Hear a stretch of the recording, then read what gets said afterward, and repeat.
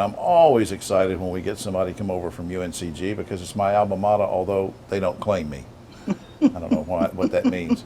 But next to me, this lovely lady, Stephanie Irby Cord, Associate Professor and Director of Graduate Studies in the Human Development and Family Studies area at UNCG. Welcome. Thank Good you. to see you. I'm happy to be here. Well, we could do 3 hours about your areas of study, but let's try 5 minutes and see where Okay. that gets us. Let's try I know you're a psychologist, Mm-hmm. and I know you're a researcher. Now, bringing those two disciplines together, what's been the focus of your work at UNCG? Okay. Well, yes, I am a clinically trained psychologist. Love research, love teaching, and my work really focuses on thinking about race and ethnicity and culture and the psychological implications of that. How does that affect human development, and how does it affect family functioning? Now, you sent me an email one day and said that on this focus, you used the term racial ethnic socialization. Yes. What is that exactly, and why is it important? Yes. Racial ethnic socialization is basically the process by which typically parents and families teach their children about who they are as racial and ethnic beings, what that means, and how to feel good and how to embrace that meaning. And it also informs how you interact with others. Yeah.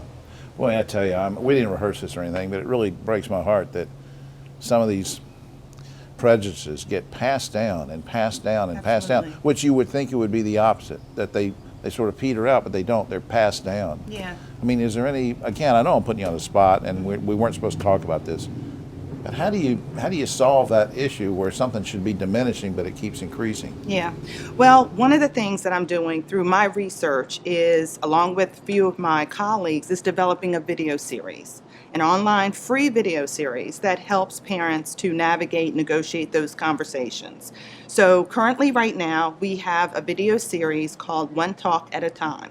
Because racial socialization is not just one talk, it's many talks. Right. So one talk at a time, and we have a video series that addresses this with Black, Asian, and Mexican And I'm glad families. you said it's a series, because it frustrates me when somebody says, yeah, I'm going to do something about racial justice. We're doing this one talk. Oh, well, you no. can't, I mean, there has to be a substantive effort made Yes, in yes. this thing, and it has to be ongoing. multiple conversations. It sounds like you got a good plan going. Now, where do you go from here? What's the crystal ball tell you? Well, it's interesting. We've gotten very positive feedback in terms of our online survey, as well as just anecdotally working with families. But we are actually now in the process of planning a video series for white families.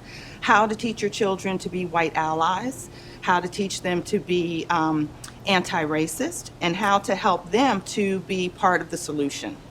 Now, but Stephanie, how do I phrase this? A lot of times you and I are singing to the choir. Mm-hmm.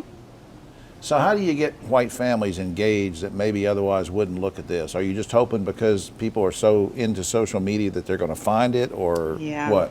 Well, actually, we decided to do this because we were getting so much feedback about the other video series that we were doing, and white families were like, well, what about us? White parents who were really interested in having these discussions, who really Right. embrace diversity, want their children to be exposed to different cultures and really be part of peaceful coexistence. Yeah. And so it's really from a result of what parents have asked us to do. And so Well, good for there you. are parents out there wanting to do this, and I think it's going to be a great effort and make it for a complete discussion. Now, I right? have a website that you sent me, and I want to make sure because my eyesight isn't what it used to be, but I think it's www.caminoslab. Yes.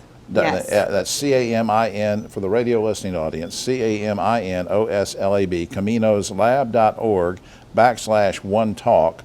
That gets you directly to what Stephanie was talking about. And I also want to give a plug to the general website of the university, uncg.edu. We have about 30 seconds left. Let me put you on the spot again. Why did you want to go into education? Was it a teacher or a parent or an uncle or an aunt or? I don't know. I think I was always interested in working with families and children and interested in teaching, and just wanted to use my passion for diversity and wanting to be community engaged, and I wanted to use that to empower other students. And we're all glad that you did, because we're just so proud of you, and thanks for everything you do for the community. Well, thank you, Jim.